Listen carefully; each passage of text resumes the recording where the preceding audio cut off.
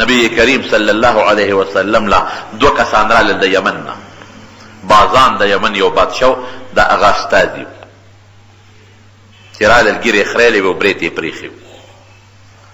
نبی کریم صلی الله علیه وسلم ته مخ واړاو، مخ مبارک یې ته واړاو. او طریقه محمدیه کې مې یو قول لیدلی ډېر مخکې چې اوس هم کم سړی ګیر خریلی د حضور پاک قبر مبارک ته مخامخ ودرېږي او سلام پې اچوي، نو نبي علیه السلام ته په قبر مبارک کې مخ بل طرف ته اړوي. دومره خطرناک شی دی. بازان د طرف نه دا دوه استازي رالل، نبي علیه ګیرې خریلی و برېت یې پرېښي و، حضور پاک مبارک ته مخ بل طرف ته واړو. هغوی ورته بیا راتاو شو، استازو ته څوک غږ نه کوي. حضور پاک ته تپوس وکړو من امرکما بهذا، دا درته چا ویلي دي چې دا ګیرې وخوری او برېت پرېږدی؟ وی ربنا، زمونږ رب. هغوی به خپل بادشاه ته رب وی، زمونږ رب مونږ ته دا حکم کړی، زمونږ بادشاه چې ګیرې وخوری او برېت پرېږدی. حضور پاک ورته څه وی؟ لکن ربي امرني باعفاء لحیتي، ما ته خپل رب حکم کړی دی باعفاء لحیتي چې د خپله ګیره ګڼه کم، و احفاء شاربي او برېت واړه کم. ما ته خپل رب خدا حکم کړی دی، تا ته خپل رب دا حکم کړی دی، ستا بادشاه ما ته خپل رب دا حکم کړی دی اعفاء لحیتي چې د ګیره ګڼه کم، ګڼول ګورې غټول او برېت واړه کم. یو بل سړی نبی کریم صلی الله علیه وسلم مجوسی و، مجوسی دی مجوسی. حضور پاک ورغی، هغه ګیره خریلې ده، هغه ګیره خریلې ده او برېت یې پرېښي دي. نبی کریم صلی الله علیه وسلم دا غلم دقه تپوس وکړو، دی ما هذا، دا څه دي؟ دا ګیره دې ولې خریلې ده او دا برېت دې ولې پرېښي دي؟ دا ولې؟ هغه هم دقسې جواب ولا ورکړ، وی دا زمونږ د قوم عادت دی، دا زمونږ د قوم خوښه ده. نبی کریم صلی الله علیه وسلم فرمایي وی زما خدا سي نه ده خوښه، زما خدا خوښه ده چې ګیرې مې دې غټې وي او برېتان دې واړي. زما ورونو ګور یو خبره ضمن کې درته کوم، ګیره پرېښودل سنت نه دي، یوازې واجب دي. ښه خریلې لویه ګناه ده، او برېت اوږده اوږده پرېښودل دا ګناه ده، دا به نه پرېږدې، دا به لنډې کې، یا به په چاړه باندې مکمل وی چې دغه سره برابر شي شونډې سره، یا داسې دا ویښونه تې ووهه چې لکه د انسان دا روزني دقسې پاتې شي. بهر کیف خبره مې دې پورې کوله د مولانا شیر علي شاه صاحب رحمه الله، دا حق مضبوط اواز کوونکی. هلته مې درون اواز وکړه خلکو ته، او د دغه علاقې سفرونه هم کړي، لوی سفر د دغه علاقو هم کړی. زما سره دا اوس چې حج له تللی وم، نو د حج نه هلته زموږ یو دوست دی قاري عبدالواحد صاحب، مکي پاتې کېږي په مکه مکرمه کې. نو هغه سره زه بره څلورم چت باندې ټلیفون وکړه چې بره راوخېږي، هغه بره ناست دي، هغه سره مېلمه شوم. نو ما هغه د ډاکټر شیر علي شاه صاحب سره ډېر ښه تعلقات دي، هغه به غریب اسپتال ته بوت او د سترګو علاج له کراچۍ ته او اسلام آباد ته چې دلته به راغی ډېر خدمت پې ولګوو. ما تاسې تپوس وکړم مې ډاکټر صاحب سره رابطه شوې ده که نه ده شوې؟ څنګه دی؟ وی درته یې په ټلیفون میلاو کړم؟ نه میلاو کړه. نو ما ته یې د مکې مکرمې نه میلاو کړ. اوس دا تېر شوی حج کې، نو مونږ ورته دعا مو کړه هلته په حرم مبارک کې، ډېره دعا مو ورته وکړه. او تاسو ته هم دا وایم چې علما کرامو ته تاسو هم دعاګانې کوئ، ځکه علما خو د دین ستنې دي که نه. نو ما ورته هغه دی طبیعت دې څنګه دی؟ نو ما ته یې وایي چې طبیعت خو مې ښه دی الحمدلله، او مې درس لا ځای که نه دی، او درس ته خو د اختر نه مخکې روان شم، یو څو درسونو لاړم. وی ما خو دې له نیت کړی و چې د درس نه کوم. په مولانا سمیع الحق صاحب دامت برکاتهم هغه یادو چې هغه وی چې نه که یو حدیث دی که دوی خو راځه خپل درس کوه. نو ما ورته وی مې چې زما هم دله دا مشوره ده، درس مه پرېږده، یو حدیث وایه نیم وایه خو زه خامخا وی ښه. او زما د والد صاحب سره ډېر نږدې تعلق پاتې شوی دی، سبقیان و سبقیان. یو ناشنا خبر درته وکړم دی متعلقه زما متعلق په دې براباد کې په 2002 کې چې دا کم الیکشن ونو دی په دې میرآباد کې یو ډېر لوی عالم وفات شوی د میرآباد د کلي د شاه صاحب والد صاحب میرآباد کې چې کوم شاه صاحب دی د والد صاحب نو دې ملګري به اوس په سبق کې نو هغې جنازې له راغلي جنازه کې ډېر لوی خلک وو سیاسي خلک هم پکې وو د دې اوټونو خواک مخکې چې کومه جنازې د اوټونو روزو کې دا ډېره درنۍ هر سړی ورې جنازو له راځي هغه ډېر لوی عالم هم بزرګ هم نو هغه جنازه کې د په تقریر کې دا خبره وکړه خو دا ما ته پته ده دا ما ته نور چا هم ویلي دي او دا راته مخکې د په خپله هم ویلي زموږ باباجي یادو مفتی مولانا شهزاده صاحب رحمه الله ما ته دا خبره خلکو ته کوله زه یادولم چې د نیکو په مکه مکرمه کې او موږ ناستو میزاب رحمت ته مخامخ دا پخوا باب العمره زړه چې وه دغلته به د علما کېناستېدل نو زما باباجي زمونږ یادو چې هغه د علماو ته وی چې راځئ زما یو جرګه در سره لاړ شئ نو مونږ هم ناستو نور علما هم ناستو مونږ وی څوک به دې خفه شوي نه مولوي صاحب دم چاله جرګه بوځي مونږ وی چې حضرت چاله جرګه بوځئ مونږ بیا دلته راوغواړو د سره به رضا کړو وی نه تاسو راپاسئ وی ټول عالمان یې ځان سره پاسو چې څومره هلته و وی چې لاړو برنډې نه کوز کړو بیت الله شریف چې کوم میزاب رحمت دی ناوه مبارکه هغې ته یې مخامخ ودرولو وی چې زه جرګه کوم په تاسو خو په انسان نه په الله تاسو جرګه کوم زما یو درخواست دی او د جرګې په شکل کې هغه درخواست الله ته پیش کوو نو وی چې خدای دا مولوي صاحب خو سپینګیری دی مشر دی موږ احترام کوو څه جرګه ده چې ته په الله کې نو زه یادولمه وی ستا نوم یې واغېشته او چې یا الله دا ټول عالمان درته جرګه کومه زمان وسی دی محمد ادریس خدای ته ولا علم ورکړي الله شاهد دی گواه دی د ما ته ویلو د میرآباد په دغه کې هغه د شاه صاحب د والد صاحب په جنازه کې د سوونو زرګونو خلکو مخکې دا خبره وه بشیر جان وی چې تنګي کې اسلام الله جی صاحب د دوی وادو هغې کې هم دا خبره کړه والد صاحب سره زما والد صاحب حکیم مولانا عبدالحق صاحب هغې سره ډېر زیات تعلق و د سبق ملګري و ما ته به یې ویل ستا والد صاحب په شانتې ذهین انسان ما په خپلو سترګو نه دی لیدلی افسوس چې ناجوړه دی او والد صاحب به مې ویل چې د ده په شان ادیب او قابل سړی ما په سترګو نه دی لیدلی زما وروڼو حقیقت دا دی د علم لویه خزانه وه د حدیثو د تفسیر د علومو او بیا د عمل علما ډیر وي خاکساري په ډېرو کمو علماو کې وي خاکسار عالم خپله زمینداري به ور سره کوله خاکسار عالم په خیرنو خچنو جامو کې زه یو ځل ملاقات له ورغلم نو دا خړې غوندې جامې وې د دلو ډکې هغې کې روانو لاندې یو کوټه جوړه کړه تیخانه هغې ته ورسره کوز شو مې حضرت کېنې نه نه وی ودرېږه تاسو له چای راوړو یا صاحب د کور نه څوک شته نه چې ته موږ له چای راوړې ته کېنه نه نه نه داسې چېرته کېږي نو ما سره خو ما ته به یې رواره وې او ما ورته کاکا کاکا وې نو ډېره انتهایي محبت او ډېره مینه دا علم غر لاړ ختم شو موت العالم موت العالم عالم چې لاړ عالم مړ شو ولې ځکه په عالم کې روح د دین د عالم د برکته پیدا کېږي د دین روح چې عالم لاړ د دین روح ختم شو د عالم نه د دین روح چې ختم شو عالم مړ شو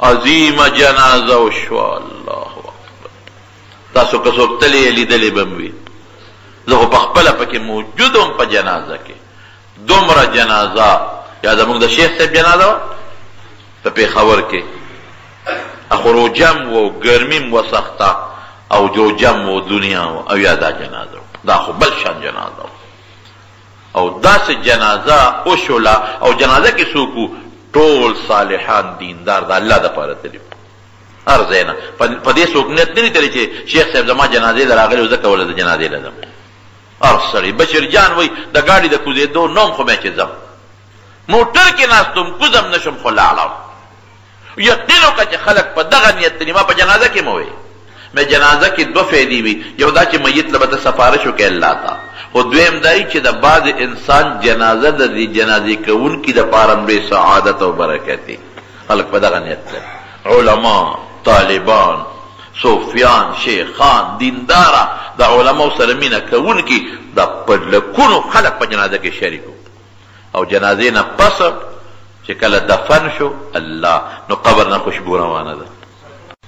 امام بخاری رحمت الله علیه چې کله وفات کیږي هم د دنیا د جون نه ډېر زیات تنګ شوی و، خلکو نه تنګ و، ظالمانو نه، نو د الله نه سوال کړی و.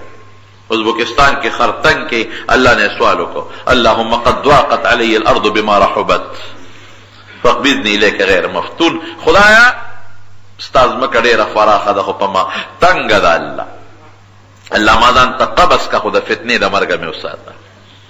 نو سم لاس خولې ته و بیا دی وفات شو. نو هغه زمانه کې یو عالم هغه په خوب کې نبی کریم صلی الله علیه وسلم حضور پاک مې په خوب کې ولید، ګڼ شمېر ملګري دي ورسره. ما ورمنډه کړه حضرت څه کوې؟ وی د امام بخاري استقبال نه راغلی ما چې راویښ شوم خدای څه چل خو شوی دی، په اس مې خپه واړوله او هغه ځای ته مې ځان ور ورسو نو جړه چغو اواز مې واورېده. مې څه چل شوی دی؟ وی لږ ساعت مخکې امام بخاري وفات شو. دا حدیث ورونکو ډېر بې برکت دی.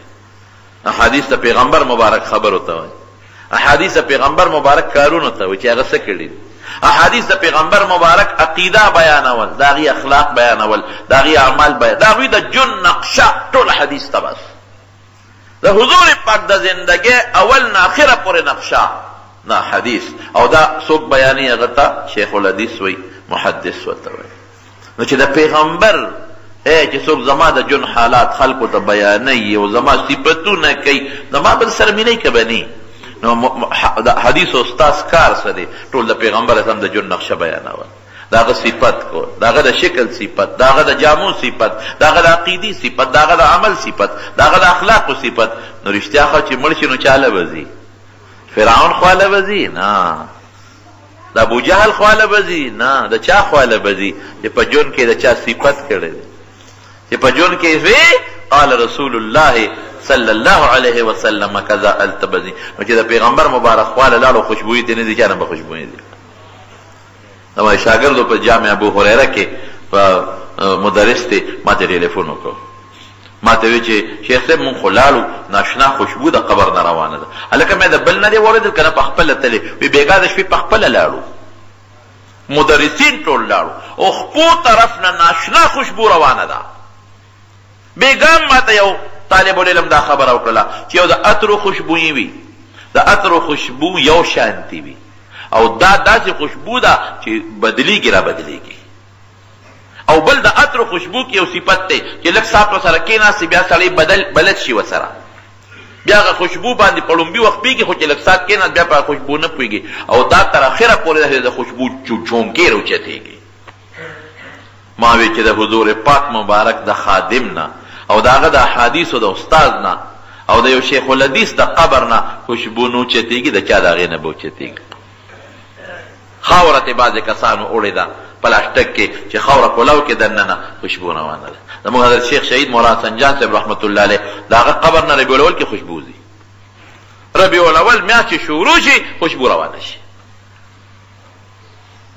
دغه 12 14 14 ورځې مکمل د قبر نه خوشبو روانه، ټول طالبان یې پوهېږي پرې، استادان پرې پوهېږي. دا سویم ربیع الاول دی چې ربیع الاول کې د هغه د قبر نه خوشبو روانه.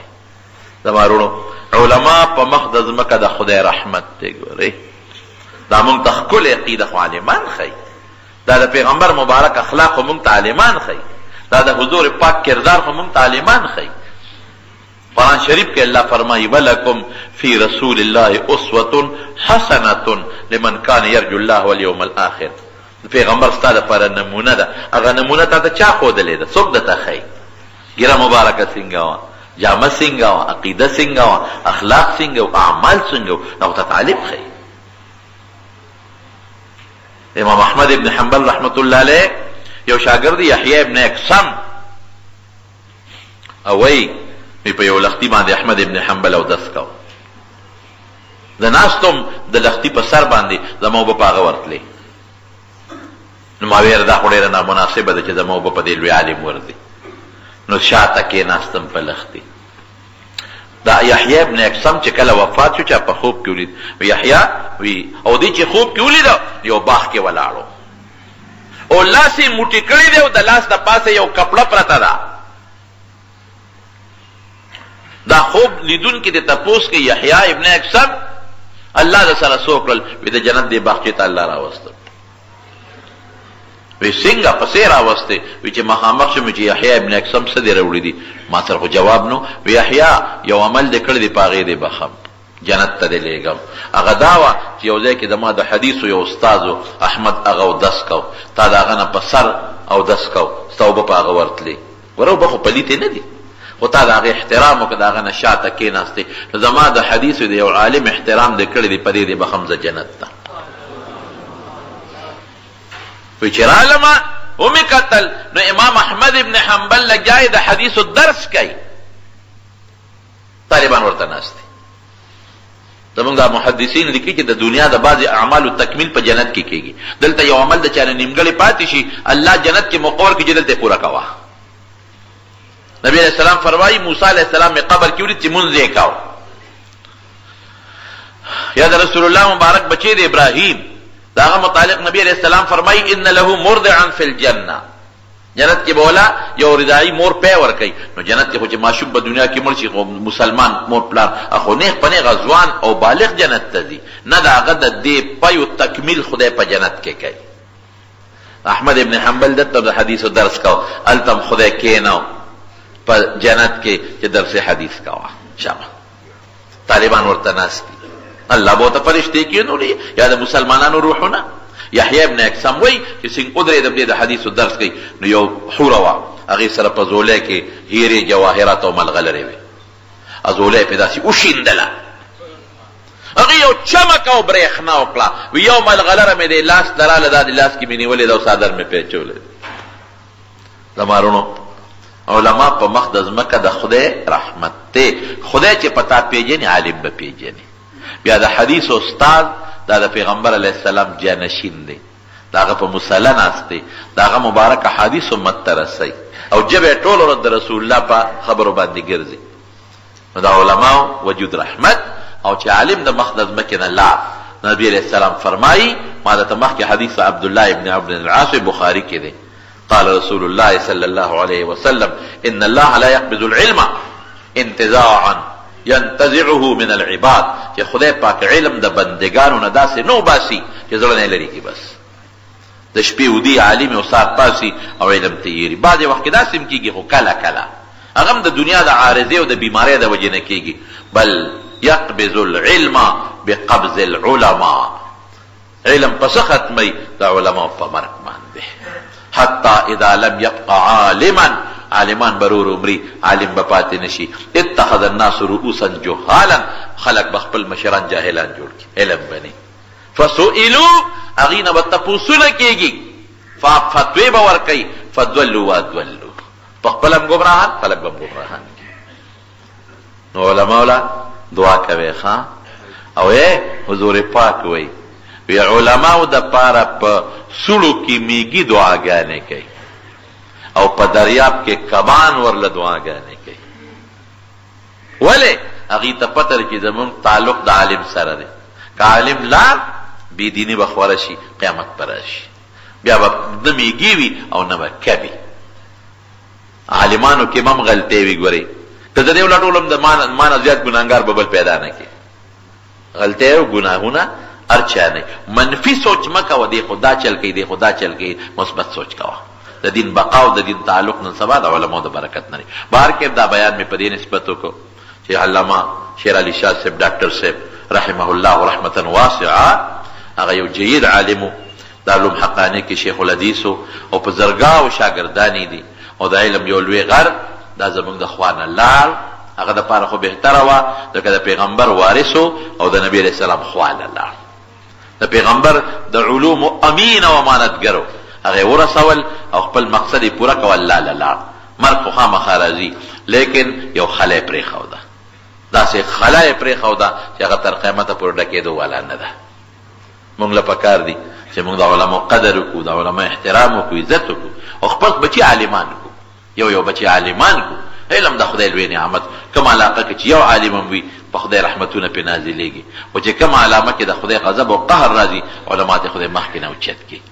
دا عبدالله ابن عمرو ابن العاص رضی الله عنه روایت ته بخاری شریف کتاب العلم کې چې الله پاک دا علم پورته کوي نو داسې نه پورته کوي چې د انسان د زړه نه وباسي او د ده نه یې هېر کړي. داسې نه کوي. یو انسان چې خواري وکړي د دې انسان نه عالم جوړ شي نو دا علم ته الله پاک داسې نه لره کوي چې دی وده شي او راپاسي او امي ګرځېدلي، یا په ویښه ته الله تعالی دا مسایل هېر کړي. داسې نه کوي. علم الله په څه ختموي؟ بل يقبض العلم بقبض العلماء. علم الله د عالمانو په مرګ ختموي. عالم مړ شي د هغه په سینه کې چې څومره خزانه د علم پرته وه ټوله ورسره لاړه شي. بیا نبی علیه السلام فرمایي چې حتی لم يبق عالما، داسې وخت به راشي چې په مخ د ځمکه به عالم پاتې نشي، علما به ورو مړي.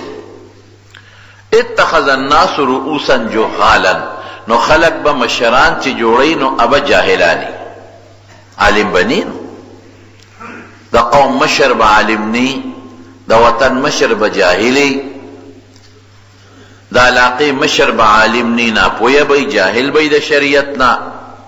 د هرې محکمې چې کوم مشر دی ابه د شریعت ته نه خبره. د جماعت مشر، جماعت کې امام نه به عالم نه، علما به لاړ شي ختم بشي. فسئلوا، دی خلقونه به تپوسونه کېږي، جواب به ورکوي بغیر علم، بې علم، علم به ورسره وینه. فدولوا وادولوا، په خپله هم ګمراهان شو، خلک یې هم ګمراهان کړل. دا د حضور پاک مبارک وینا. رښتیا د مارونو چې سړی نظر وکړي د علم اسباب ډېر زیات شو.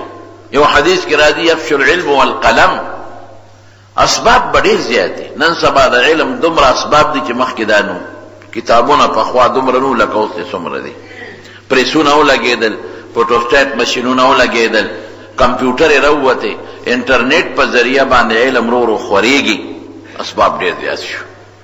موبایل کې خلکو سره د دینی او اسلامي کتابونه یې هغه پې ګوري، کمپیوټر کې خلکو سره دینی اسلامي کتابونه هغه پې ګوري. اسباب د علم ډېر شو. علم نشته چې کم مخکې و.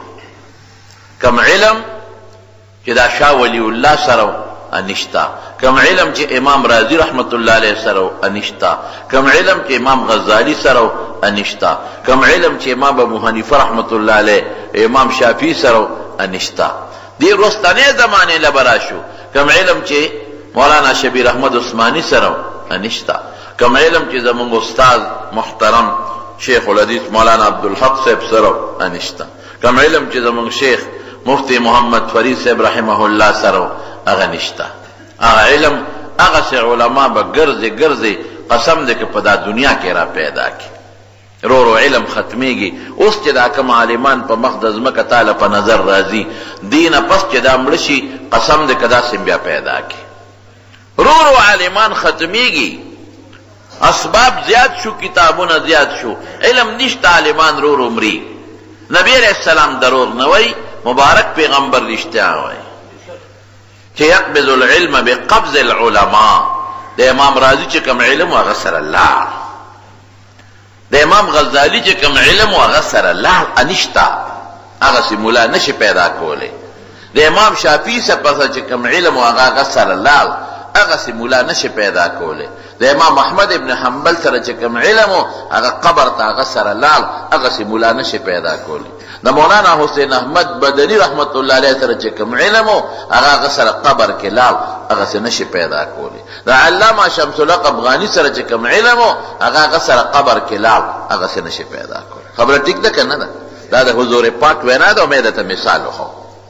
دا ټول عالمان چې یو ځای کې موږ نه مخکې چې زموږ د استادانو کومه پیړۍ وه، یو دا ټول د هغه په شان نشي، د یو په شان نشته.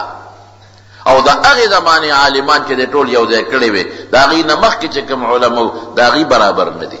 قسم دی که د انورشاه کشمیري رحمت الله علیه په شان عالم نن په مخ د ځمکه پیدا کړي، څومره لوی عالم او د احادیثو لوی استاذ تیر شوی دی.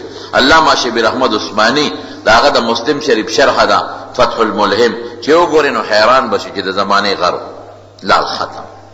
نو علم دا الله د سینو نه نو باسي. نبی علیہ السلام فرمایي علم چې ختمیږي بقبض العلماء، علماء رو مري مري مري مري مري مري علم بلال شي ختم شي. اخر کې کتابونه بر دنیا پراتی، کمپیوټرې بم وي، کتابخانې بم وي او پریسونه بم وي، چاپخانې بم وي. علم عالم بني، مشران به عالمان ني، جاهلان به تپوس ته مسلې بکیږي، فتوا به بې علم ورکوي، خپل هم ګمراه شو بل هم خطا کړ بل هم ګمراه کړ. دا د حضور پاک وینا. څو ورځې مخکې 13 جمعه زمونږ یو ډېر لوی جید عالم شیخ الحدیث مولانا ډاکټر شیر علي شاه صاحب الله دې په قبر انوار نازل کې وفات شو. د خپل زمانې لوی عالم، لوی د زمانې عالم. تقریبا زمونږ د والد صاحب د همزولتیا کې به ځکه زما والد صاحب د در سبق مرګر، زما د والد صاحب تاریخ پیدائش 1930 کې پیدا شو. والد صاحب مې وی چې دې زمانه یو 2 کاله یا 3 کاله به مشهور، ممکن ده چې تاریخ پیدائش 1927 یا 28 دغه تاریخ پیدائش دغه زمانه کې ټول علم په دارالعلوم حقانیه کې حاصل کړ. اکوړي کې دوره حدیث د مولانا عبدالحق صاحب رحمت الله علیه او دغه زمانه چې نور کوم علما دا وی نو ماته په خپل مولانا یوسف صاحب دا دغه بونیر یو ډېر لوی عالم ویدام زما استادو د اله او مولوی صاحب یادو ماته په خپل ویدا زمونږ استادو زما د والد صاحب سبقي هغه نه پس بیا په دارالعلوم حقانیه کوړه خټک کې مدرس.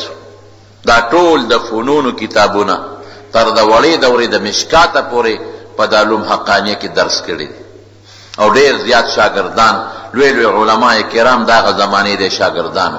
بیا لال مدینه منوره ته مدینه منوره کې لس کاله تیر کړل. هلته د قانون د شریعت په تفسیر وغیره کې هغه ډګري واغشته، فارغ شو، ماجستر وته وی مونږ ورته ام ای وایو. هغه په تفسیر کې وکړو او دا هغه چې کومه مقاله ده تفسیر سوره کهف هغه چاپ شوی مال په خپل په توفه کې را کړی دی.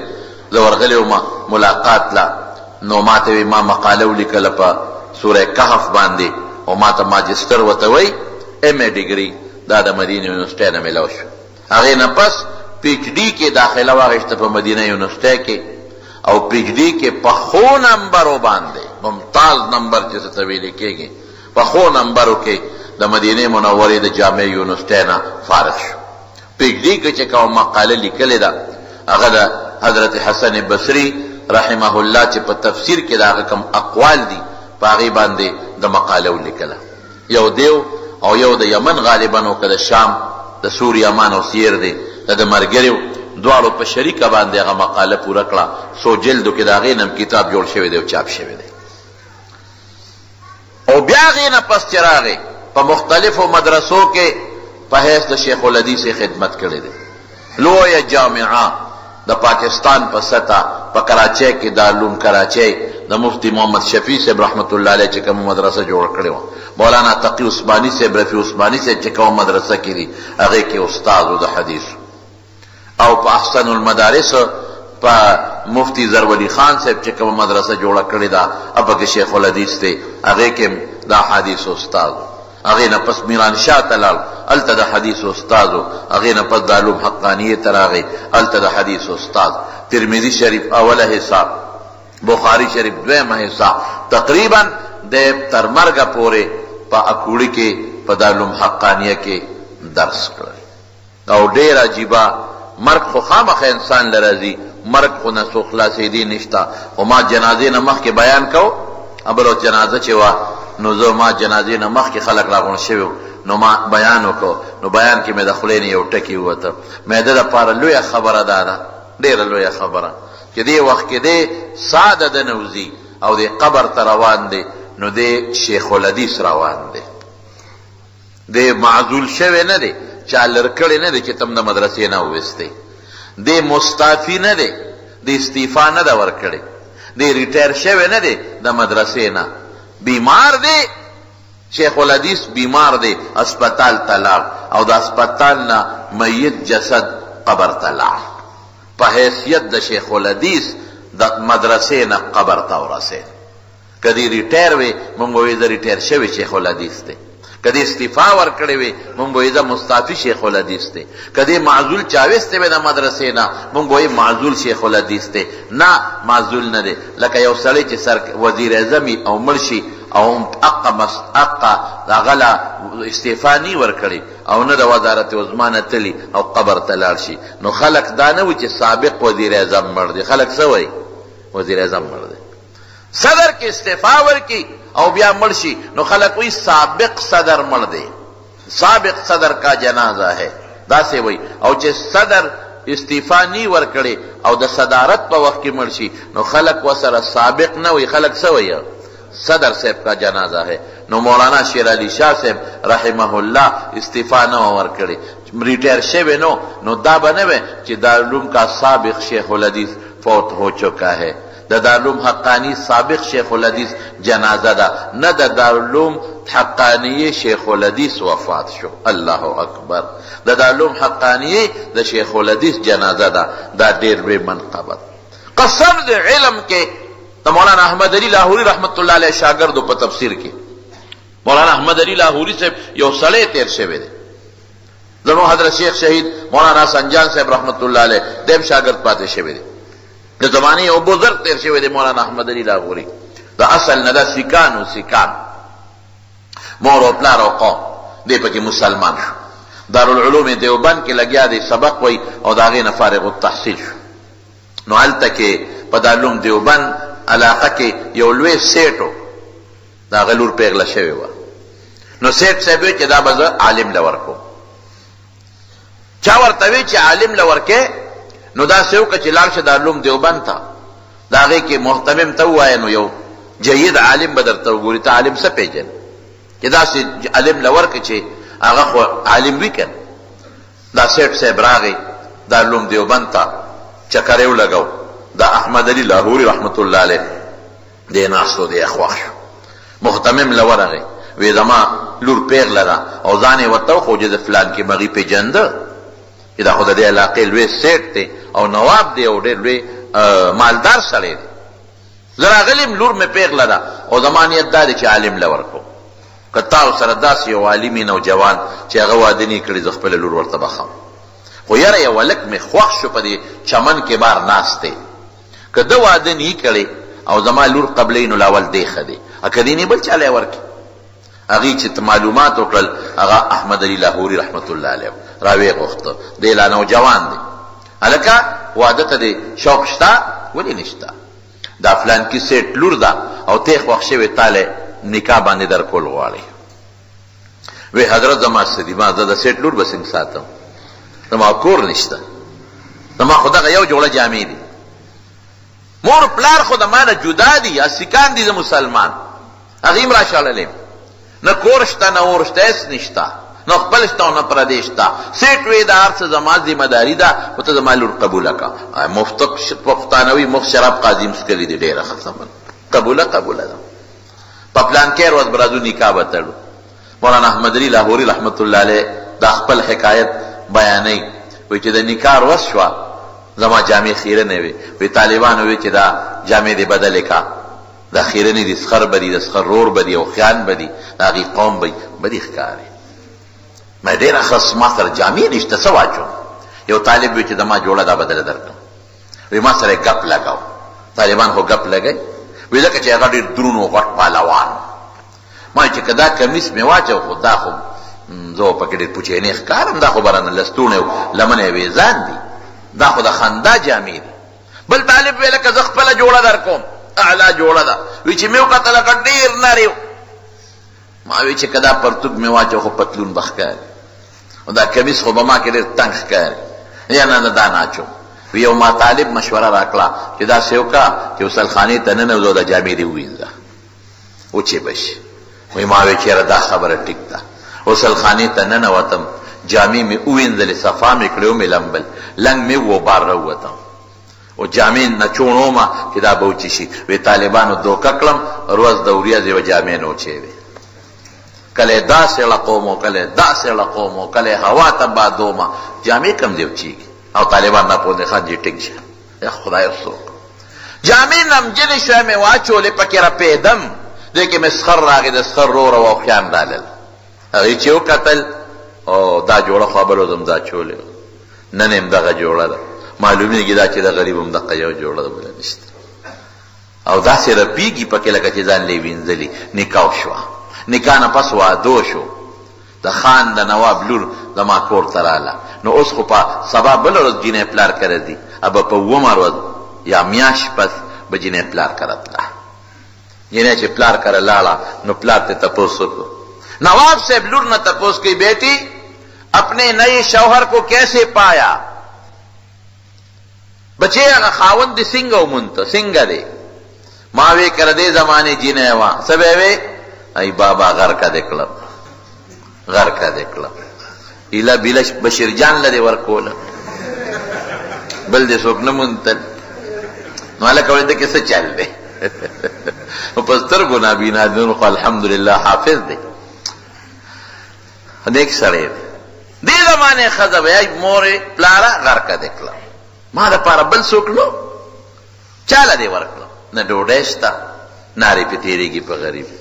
او د نیازبینه جینۍ چې د خان د کور نه لاړه شي غریب کور ته، واقعي سخته ژوند نشي تېرولی. نیازبین انسان ته ژوند سخت دی. چاله دې ورکړم؟ ملا له دې ورکړم، طالب له دې ورکړم، چړې له دې ورکړم. تنگ او تنگ وی را باندې، ډوډۍ دې نشو راکولی، جامه دې نشو راکولی، ساتلې دې نشم، دا خبرې به یې کولې. او ته څه وایي؟ بچې نوې خاوند دې څنګه ومونته؟ او ته وایي ای بابا ما به په دنیا کې د عالمانو نه د جنت خبرې اورېدې چې جنت ډېر د خوشحالۍ ځای دی. چینی دی پکې، ولی دی پکې، یاقوت دی او مرجان دی او میوې دي او حورې دي، غلمان، خدمتګاران. دا ټول د انسان د خوشحالۍ لپاره دي کنه. د جنت د دې ټولو خبرو مقصد د انسان خوشحالي د سرکول. بیماری پکې نشته، لاړې نشته او دسماتې نشته، د خېټې غاښ درد نشته، بوډا کېدل پکې نشته، ولی دي او ستړیوالی پکې نشته، ګرمي یخني پکې نشته، معتدل موسی. هر وخت سړی خوشحاله، الله یې زموږ نصیب کړي. نو ما به د جنت خبرې اورېدلې چې جنت د خوشحالۍ ځای دی. بابا دنیا کې ماله خدای جنت را کړی، داسې خاوند یې راله را کړی دی چې په دنیا کې جنت. مولانا احمد علی لاہوری رحمت اللہ علیہ خدا هغه زمانی خبره کوي. نو دی به جوش کې راغی، نو څه به وی یہ وہ وقت تھا جس وقت احمد علی نہ تھا، اب احمد علی ہے. وی دا هغه وخت چې د احمد علی نه احمد علی نو جوړ شوی، اوس ته احمد علی جوړ شوی دی. د کشف خاوند په مقبره چې به ته کشف القبور به ورته کې، د کشف القبور چې د قبر کې د خاوند ته عذاب ملاویږي او د قبر کې د خاوند ته خوشحالي ملاویږي. ټول عمر د قرآن شریف د تفسیر خدمت کړی.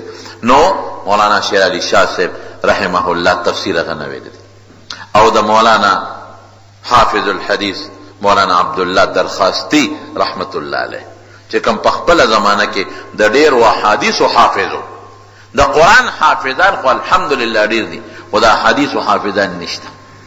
او هغه ته ډېر زیات احادیث د نبی علیہ السلام یادو. حافظ الحدیث به ورته وي. هغه به په دې چوټیانو کې دورې تفسیر کو. زما عجیبه دا حسن اتفاق، ما د هغه دورې تفسیر نیت کړی. ما وی زبا چې کم کال باندې فارغ شوم، مې زبا زما او دا هغه نه به دورې تفسیر کوم. په اتفاقا په هغه کال هغه وفات شو، بیا لاندې شوم. نو هغه په تفسیر کې استاد مولانا عبدالحق صاحب رحمت الله علیه زمونږ شیخ، زمونږ استاد چې هغه د زمانې لوی عالم مولانا عبدالحق صاحب په دارالعلوم دیوبند کې مدرس پاتې شوی دی. دارالعلوم دیوبند کې مختصر معنی او دا کتابونه ښودلي دي. د زمانې ډېر لوی محدث او ډېر لوی متقی او پارسا انسان.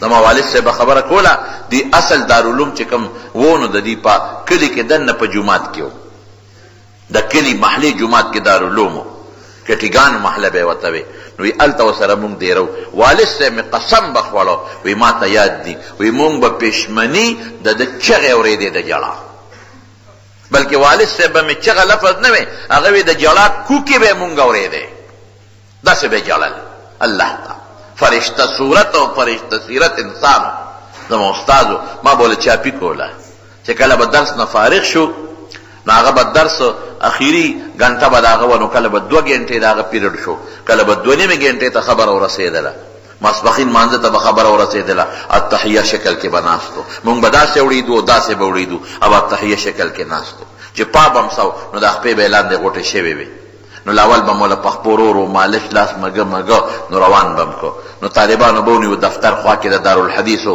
دا زوړ دارالحدیث خوا کې دفتر ولته به ګدی غوندې و په هغې کېناست بالښت به ورته ډالښت ته به یې ډډه والې زه به ورته کېناستم ما به ولې چاپي کوله طالبان به لاړل او زه به کېناستم په لاسونو چاپي په خپو چاپي ښه داسې به مې دمکه که نه ما ته به یې وی بس دی که نه خو زه به پې پیوم چې د قصده بس کوئ ځکه بعض انسان ست غوندي وکړي که نه ځکه ما ته به یې دا شا داسې رانېغه کړه وی بچې بس دی که نه نو ما وی نه جینا وی نه ستړی به شي مې نیم ستړی په ملا باندې ابا ناظم صاحب سره ناست و د مدرسې حساب کتاب به یې کو دسخطۍ به یې کولې نو چې ما به ځان نه خولې وویستې او ښه به مې چاپي که نو بیا به ترې راپاڅېدم دعا به یې راته وکړه دا د استادانو دعاګانې دي د استاز خدمت د خپل باباجي مې خدمت کړی دی چاپي مې وله کړې ده او دعا مې ته غشتې ده او د استادانو خدمت دا د کمال شی دی جی ستاسو را د جوماتونو امامان بولې ستاسو استادان دي دا د جمعې تقریر کې اورئ دا مستادان دي د دین مسلې ته اورئ دا چې د ورپسې مونځ کوئ دا مستادان دي د دې به خدمت کوئ په دې خدمت به خدای کمال درکوي دعا چې د مسلمان دړه نه وویستله به دا د کمال خبره ده که ته ورته ووایې او که نه وایې چې ما ته دعا وکړه خو چې ته خدمت وکړې د هغه د زړه نه غیر اختیاري دعا خېږي نو مولانا عبدالحق صاحب رحمت الله علیه دیم استاد الله ولا کم مقام ورکو مولانا شیر علی شاه رحمت الله علیه په مدینه منوره کې پی ایچ ډي وکړه مدینه یونیورسټۍ نه پی ایچ ډي ساسانه خبره نه ده او مدینه منورې نه په اعلی نمبرو کې ممتاز پوزیشن کې په اول نمبر کې پی ایچ ډي وکړه ډاکټر ته جوړ شو او په مدینه شریفه کې په مسجد نبوي کې د نبی علیہ السلام په جمعات کې د قرآن شریف د تفسیر درس کړی دی دا ډېره لویه خبره دا د هغه لپاره هم لویه خبره وه او دا زمونږ د وطن دپاره هم د علماو دپاره هم ډېره لویه خبره ده چې د دارالعلوم حقانیې یو بچی او زمونږ د صوبې خیبر پښتونخوا یو عالم هغه د رسول الله صلی الله علیه وسلم په جمعات کې د قرآن شریف تفسیر کوي د پی ایچ ډي چې دا کم قابلان کسانی نو هغې ته درسونه هغې په مسجد نبوي کې حواله کړي کورسۍ پرتی او په هغې درسونه کوي څو کاله هلته درس کړی دی مرګ قلندر او مرد درویش او حق گو انسان